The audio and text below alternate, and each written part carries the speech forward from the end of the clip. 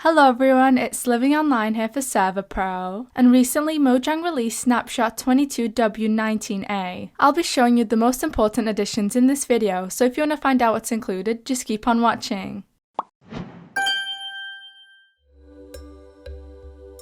There weren't many changes in the snapshot, there was only one major gameplay change. That change is that Warden and Iron Golems now make sure to spawn above something solid. This was in contrast to how previously they could sometimes spawn above water pools.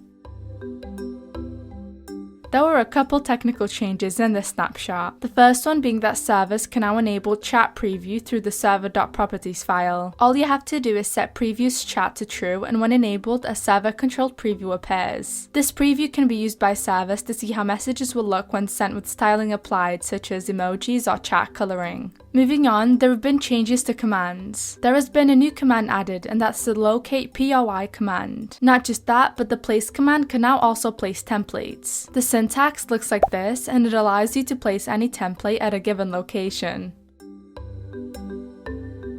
In the lead up to part 2 of the Wild update, there have been a plethora of bug fixes. As expected, the Warden has been a key point for these bug fixes. In previous snapshots, when a Warden would release its ranged attack on an Ender Dragon, it wouldn't do any damage and would simply push the Ender Dragon back. Not only that, but Wardens were also unable to spawn on one snow layer unlike other mobs. I went to test out this bug and built a platform where mobs were moving around and sending out vibrations. When the blocks underneath were grass, eventually the Warden would spawn to attack them. However, I experimented with one layer of snow on top of the blocks and the Warden never ended up spawning. Other Warden behaviors that were unusual were that Wardens wouldn't be angered when hit by a blaze fireball, or that its range attack never changed damage dealt regardless of difficulty. Since those behaviors were all incorrect, the developers have fixed those bugs and continue to look at any arising ones.